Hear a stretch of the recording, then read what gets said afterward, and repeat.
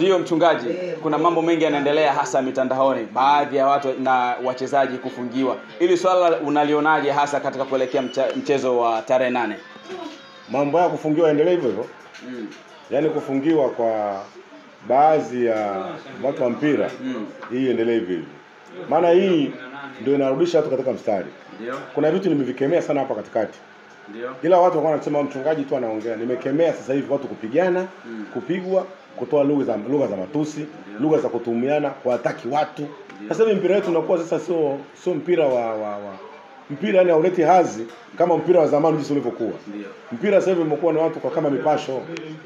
Watu kuambiana maneno mabaya, kusemeana mabaya, wakati mpira ni burudani, mpira ni furaha. Kwa hiyo sasa hivi vitu ambavyo kamati wanakuja nazo hii ni nzuri. Itarudisha mpira katika ramani yetu. Ambapo ni kitu kwa naitaka. Nimerudia tena nimetoa wito. Watu wanaofanya vurugu uwanjani wakamatwe wawekwe ndani. Na ikiwezekana wafungwe wawe kama sample. Mtu anayetoa lugha ya matusi, anatoa lugha mbaya, afungiwe, asiongelee mpira tena. Maana mpira wetu ni mpira wa raha na furaha na starehe. Kuwataki watu na maneno kama sasa tuyataka. Ndio hapo lakini umezuka mjadala mkubwa kwa sasa baada ya Ali Kamwe kufungiwa. Lakini hapo awali imesemekana kwamba kwa nini Ahmed Ally pia hajafungiwa, kwa sababu naye pia kwenye peji yake ya Instagram alionyesha ameandika hasa maneno ya uchochezi. Kwa nini hii imeenda tu kwa Ali Kamwe na sio pia na kwa Ahmed Ally? Inawezekana huyo aliwataki labda kwenye mpira wao. Ndio. Kwenye mpira wao kwanza unajua kile chombo watu hawajajua. Sasa inabidi leo watu wasema waelewe vizuri.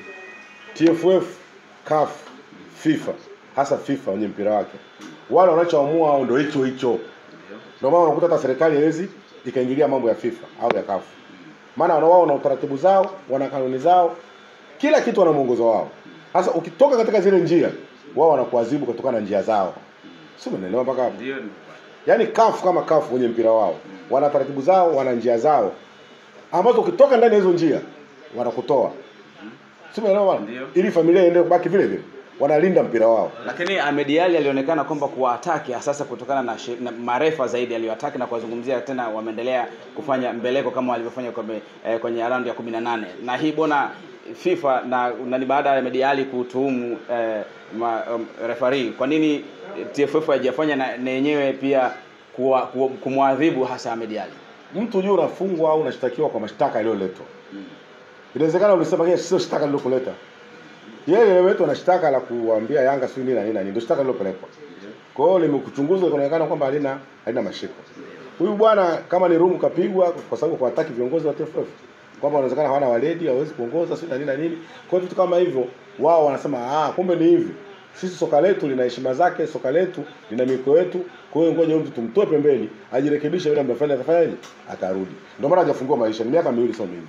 Atafunguliwa ikishinda kifika maisha yataendelea. Lakini hiyo bado imeonekana tu ni kwa wasemaji tu wa Young Africans. Tukiangalia hapo awali alikuwepo Manara amefungiwa pia, na hata Joel Muro pia alifungiwa. Na tena hapa amekuja Ali Kamwe. Hivi uone kwamba hii ni inaleta gumzo ambalo aliwezi likaleta ufanisi katika mpira wetu hapa Tanzania? Inawezekana upande wa Yanga hawawezi labda control. Unajua watu upande wangu wanajiamini sana. Labda hii ndio shida. Ndio maana kwa nini inaonekana kwa nini wao tu. Wao kwa sababu ya tabia. Kwa sababu wao wanatabia kujiona kwamba wao wako juu ya kila kitu. Kwa sababu wanajiita kila kitu. Kwa hiyo kama wanajiita kila kitu na wao sheria ya mpira nayo inachukua sheria yake. Kwa hiyo unataka kuniambia sababu ya adhabu ya Ali Kamwe ni tabia? Si ndio hiyo. Hiyo kwa sababu Ali Kamwe kafungiwa akiwa Yanga. Huyu Manara amefungiwa akiwa Yanga. Yule Muro akiwa Yanga. Kwa nini wewe Yanga? Kwa sababu tuhuma zinasemekana kwa viongozi wa TFF pia ni wana Simba. Ndio maana adhabu zinatoka sana kwa Yanga. Kwani tokea kipindi kina Muro wakati wanafungiwa viongozi walikuwa wa Simba? Kina Muro viongozi walikuwa sio Simba. Wakati kina Malinzi ndio walikuwepo lakini walifungiwa. Umeona bwana? Yaani hii swala la unataka kusema ujue wewe kwambie sheria haisemi ndugu. Watu wanafuata sheria na kanuni. Na unapohojiwa watu wanaingia kwenye kanuni na sheria zinasema nini? Je, hapo akasema hiki adhabu yake hii na hii na hii. Sasa watu wanataka kikitokea Yanga na Simba kitokea. Haiwezekani. Lazima kama mna tabia hiyo mtaendelea kufungiwa tu. Mtafungiwa mpaka mwisho. Mpaka mbadilike. Kwa hiyo kufungiwa kwa huyu bwana kama ni kweli kwa sababu official msijaona. Kwa maelezo ya watu kama kafungiwa na tabia alizozungumza ni sawa. Nyundo alizopigwa akapigwa chache. Apigwa nyundo kama 5 hivi. Angepigwa nyundo? 5 hivi. Kwa hiyo kama angekanyagwa 5. Hizi mbili kidogo hizi. Kwa hizi mbili kama za kwa chache tu. Uwezo kaataki nani uongozi wa TFF ukapigwa nyundo mbili. Wao Murume hapo utakuwa na kubembelezana. Hapo ingebidi ziwe mkono. Mfungaji. 5 mtu anajifunza. Moja nielewa, mimi kwenye sheria sitaki hata mimi. Siku nimeyumba. Wachukue sheria. Sheria lazima ifuatwe. Ndio. Haiangalii kwamba wewe ni nani, wewe ni nani, wewe ni nani. Angalia wewe ni mchungaji, wewe sheria lazima inafuatwa. Ndio. Kwa hiyo ukitoka nje ya sheria lazima watu waweze kufuata. Lakini huoni kama adhabu hizo zinapelekea kuleta taharuki kwa mashabiki wa mechi hizi mbili za Simba na Yanga? Sasa wewe kwamba sheria haijali kwamba una mtoto, una watoto 10 wanakutegemea, sheria ni sheria. Sheria haijali kwamba wewe unategemewa, sheria haijali kwamba wewe ni kiongozi sio design gani, sheria iko pale pale. Ndio. Haijali si unani. Kwa sababu Yanga ina watu wengi. Yeye akiondoka ndio neema kwa watu wengine. Sasa hivi kuna watu wanatroll tu. Lakini huoni kwamba inaleta maswali mengi kwamba kwa nini Yanga tu mashabiki ndio hiyo kueleza ni tabia. Inawezekana kwamba tabia ikawa kwamba tabia inajirudia hiyo hiyo, kujiamini. Hivyo watu wa Yanga wenyewe wanajiamini sana. Wanajiamini, wanajiona kwamba ndio kila kitu. Hiyo ndio shida ambayo inawaponza nao. TFF wao wanafuata sheria inasemeje. Ndio. Simuelewa? Sheria inasemaje mtu akifanya hivi azibiwe vipi, anazibiwa hivi. Sasa kama na inawagonga hao Yanga kila siku. Sawa, sheria inasema mtu anapofanya kosa aadhibiwe, lakini kuna hili ambalo linazuka sasa hivi kwamba kutoa maamuzi hasa TFF kutoa maamuzi mpaka dabi ya tarehe 8 Machi iishe. Je, wewe swala hilo unaizungumziaje? Hukumu ni hukumu tu. Hata kama ikitolewa mwezi wa ngapi. Lakini kwa nini isitoke sasa hivi watu wakajua? Wao wenyewe wana mambo yao wanajua. Yaani wewe kueleza niloteli kitu. Siku hizi dunia kwanza tubadilike. Ndio. Tujaribu kuheshimu sana mamlaka za watu. Tujaribu kuheshimu mamlaka za watu. Ndio. Na hili swala narudia tena, swala kwa tuhumu mpaka marefari ni swala ambalo sio zuri. Unamtuhumu shida ya marefari ni dunia nzima. Ndio. Sio unaelewa bwana? Ndio. Hakuna sehemu utakapoenda kwamba marefari bwana South Africa bwana wako fair sana. Wa Angola wako duniani kote swala marefari. Ndio maana Ulaya wenyewe wameshindwa Ulaya. Wameenda mpaka hivi hapa. Maana mbona binadamu wanashindwa? Ndio. Hiyo nayo binadamu naye anaenda kwa hakiki pale. Bado watu wanalalamika. Ndio. Mimi nikasema hivi, FIFA kama FIFA, solution labda ili malalamiko asije watengeneze robot ambayo haina excuse. Robot ukiseti kwamba mtu akiunawa ni penalty. Unaona hata kama ni mara 10, yeye yenyewe inakwambia penalty. Robot. Binadamu ana tabia ile kusema ngoja nibalansishe. Simeona mpaka hapo. Hapa kuna akili ya kibinadamu. Watengeneza labda robot labda binadamu ataelewa. Kwa sababu binadamu unaona kwa sababu hakuna binadamu ambayo iko perfect. Binadamu wote wana mapungufu. Referee hata nikikupa wewe chezesha, lazima utakuta na mapungufu. Kwa hiyo kwa ujumla ni kwamba tuheshimu tu mamlaka zilizopo hivyo hivyo. Ndio. Semina ziendelee kurekebishana, semina kukumbushana kanuni ndio swala msingi la kuambiana. Okay. Lakini hakuna marefari ambao hawalalamiki. Nikwambia nienda Egypt. Watu wa Egypt. Egypt walifikia tu wakaleta marefari kutoka Spain. Wale wanao wakalalamikiwa kwa nini hao jamaa kutoka Spain lakini wanaonyesha kwamba wanaipendea national. Sababu ni national na Zamalek. Wanaipendea national. Nenda Italy. Timu kile cha kina Corina. Corina pamoja na kuipenda timu yake akwambia anaipendea Inter. Sio ndio mpaka hapo? Ndio. Kwa hiyo haya mambo hayajaanza leo, yalikuwepo. Sasa shida ya mwaka huu hujanielewa. Ni ile ushindani. Simba anataka ubingwa, Yanga anataka ubingwa. Umeelewa? Sasa ile Simba anataka ubingwa, kila mtu anataka akiona referee anasema pale kwa penalty bwana yule katunyima bwana ili tusichukue. Yaani ndio hivyo. Lakini kwa ujumla ni kwamba kwanza mimi nawapa kongole marefarii wa Tanzania. Pamoja na maneno yote. Pamoja na misigano upande wa Simba wa Yanga mashinikizo lakini wameweza kusimama stable. Ndio. Kwa hiyo mimi nawapongeza sana ile bodi ya waamuzi. Lakini hapo baadhi ya mashabiki wa Simba walikuwa wanakataa kabisa mechi hii ya dabi ya tarehe 8 Machi isiweze kuongozwa au kuamuliwa na Ahmed Arajiga. Je, kwako wewe ikoje? Ndio narudia tena. Tukimtaka Arajiga asije. Kwani tulikuwa na Kayoko? Si ndio tulimkataa siku ile? Na makosa yalionekana leo afanya ya kukataa kupotea nani goli 3. Arajiga leo huko nyuma mama sisi akawa kama referee. Tumefungwa mechi. Ndio. Sio ndio mpaka? Kwa hiyo ndio narudia tena. Sasa inabidi tuchezeshwe na nani? Kwa sababu ukiangalia karibu wote sasa unaona matatizo. Ndio. Wote wana matatizo. Wote wana matatizo. Kwa hakuna usawa kati yao. Sasa tukisema tuangalie makosa. Kila referee ana makosa. Ndio.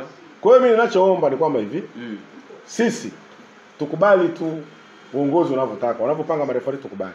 Ila sisi tufocus kwenye kucheza mpira. Ndio. Tufocus kwenye nini? Kwenye kucheza mpira. Swala mareferee tusiliweke kichwani. Tukiliweka kichwani litatutoa kwenye njia. Sisi tufocus kwa mareferee yote aliyepangwa, sisi tucheze mpira, tujitume, tuweze kupata ushindi. Lakini umezungumzia kuhusu swala la semina. hasa TFF na kamati ya maadili ya pale TFF. Je, unashauri nini kuhusu kukaa na wasemaji wa timu hizi zetu ambazo wamekuwa akiwa wameadhibiwa mara kwa mara, ili kuweza kuwapa semina na kujijua sheria kwamba mipaka yao ya kazi ni hii na kutokuvuka, ili kuepukana na hasa masuala ya adhabu? Kwenye kuzungumza hakuna mtu ambaye akosei. Ndio. Binadamu yote kwenye kuzungumza. Hata azungumza kuna saa tu ile asili yake itamjia, anaweza akasema kitu.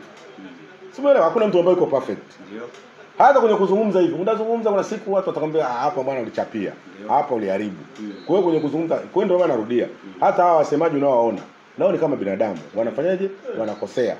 Kama wanakosea ndio anasema pawepo na zile semina za mara kwa mara kuwakumbusha majukumu yao. Pili, unapopelekwa maiki, kwanza fikiria unachotaka kukisema.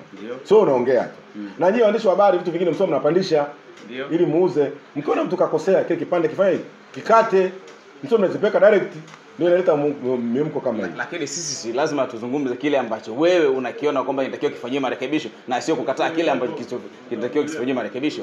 Kwanza sasa hivi waandishi wa habari nao wameingiwa na tatizo. Ndio. Na tatizo hilo sio dogo. Waandishi wa habari walio wengi sasa hivi wanaangalia wao fedha. Hawaangalii je kitu kitaleta athari kiasi gani. Ndio. Mfano, kama ile swala la Dr. Mo, yule mwandishi wa habari alivyosikia vile sangekata kile kipande. Ana malalamiko yake anapeleka wapi? Kile kipande kile ambacho amekitoa kile. Kuleta weledi. Kwanza muwe na utaifa waandishi wa habari na muwe na weledi wa kazi yenu. Kipande kama kile unakikata, yes kaongea, baadaye anakuta kipande. Baadaye vipi naomba nimeacha kwa sababu ingeleta madhara haya. Lakini waandishi wa habari sasa hivi hamchuji, ni moja kwa moja. Mtu akisema direct moja kwa moja. Kumbuka anayezungumza kuna mtu anazungumza kwa tempo. Mwingine anaweza kuzungumza kwa mapenzi yamemzidi, mwingine kwa hasira. Kwa hiyo anaweza kuzungumza kwa sababu sio live. Mnakata vipande vingine msio mnaviweka. Maana vinaathiri. Sasa nikwambie. Ile kama ile Dr. Mo, ile angeacha ile. Angekata yule bwana, asingeingia kwenye hatia. Ndio. Sasa na wao wakaipeleka vile. Kwa sababu nao wanataka wa trendy walikuwa wameuza. Sasa hiyo ndio nayo inaleta shida.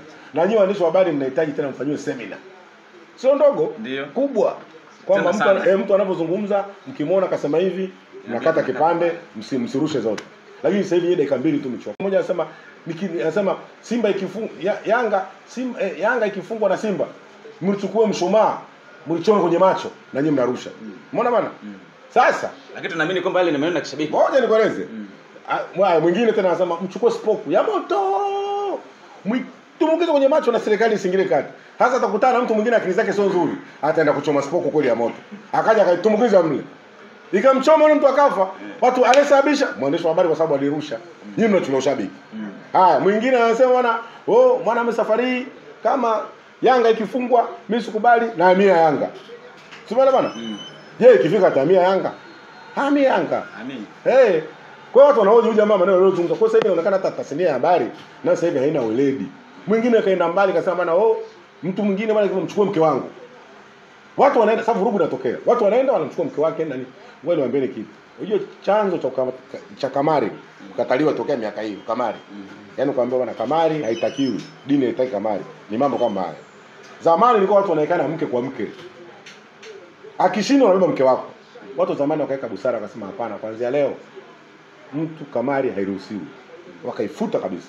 Kwa hiyo haya mambo mnayoona sasa hivi sio kwamba yameanza zamani, lakini zamani yalistopishwa. Sasa hivi imekuwa kama mwamko mwingine umekuja. Kuna vijana sasa hivi wanaongea mno kama wametumia hadi lugha ya Kiingereza betting. Siku hizo wameleta hiyo picha inaitwa wanasema hiyo betting. Hiyo betting. Sasa hiyo sasa hivi nzuri kwa sababu hii ukiliwa unaumia kwenye simu mwenyewe. Unashaka tu mtu ana hasira, nilikuwa naongea naye, unashaka mtu kanuna, kumbe kaliwa yeye mwenyewe. Kwa hiyo ni teknolojia ambayo imekuja sasa hivi. Lingine ambalo inabidi watu watembelee nalo ni kwamba tuheshimu sana mamlaka zilizopo. Mamlaka ya Simba unavyoiona vile iheshimu kwa sababu ina viongozi. Sio unakaa tu unaanza kutukana tu, unatukana.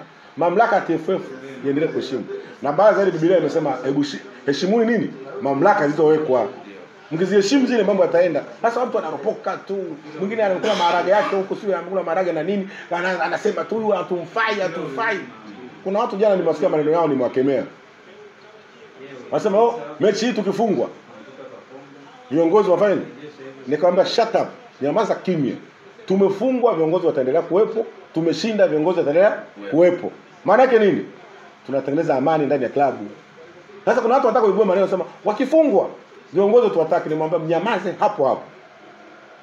Tena mnyamaze. Tumefungwa, viongozi wataendelea kuwepo, tumeshinda, viongozi wataendelea mpaka muda wao utakapofanya nini?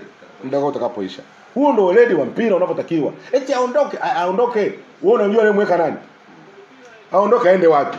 Huyo akimleta na akifungwa, mtatoa viongozi wangapi? Kwa kuna watu ambao zile akili zao zimefungwa hivi zifunguke. Kwamba timu imefungwa kiuwezo. Kiongozi anaingiaje? Haingii. Kama skill umeona? Tumesalisha dakika za mwisho. Mtu anawalaumu watu wa TFF. Wameingiaje hapo? Kwa ndo kuna tatizo hapa katikati. Sasa mimi bwana itabidi sasa mniseme bwana ni mchungaji wa TFF. Sasa nitafanyaje sasa? Sasa nakemea mpaka sasa hivi vitu kuita mchungaji wa TFF sasa. Sasa nitafanyaje sasa? Kwa sababu nafanya kazi sasa mpaka zingine ambazo zinihusu. Mimi kazi yangu ni Simba tu, ndo kazi niliyopewa mimi. Sasa na mimi nifanye kazi mpaka za TFF huko. Hapo ni wala zinihusu. Yaani hazikuhusu. Na asikuja kwa lengo hilo. Kwa sababu watu sasa inabidi tuwarudishe katika ile ramani ya nini? Ya mpira. Mpira upendwe. Watu waende uwanjani wakiwa na amani. Dabi kama akishukuta mtu anafungwa anatoka pale amerizika. Ndio raha hiyo. Ni kawaida ni mchezo. Kuna mechi moja dabi moja ilifungwa na Yanga goli ngapi? Goli 2. Watu wa Simba walitoka mara wakashangilia. Mimi nilishangaa. Walishangilia sema timu tunayo. Sasa ndio mambo nayapenda. Timu tunayo, viongozi bado tunao. Muda ukiisha wataondoka tu watakaa milele. Kwa hiyo haya mambo kwamba uongozi utoke ni marufuku. Na yoyote atakayemsikia mimi nitadili naye. Mimi kama mimi.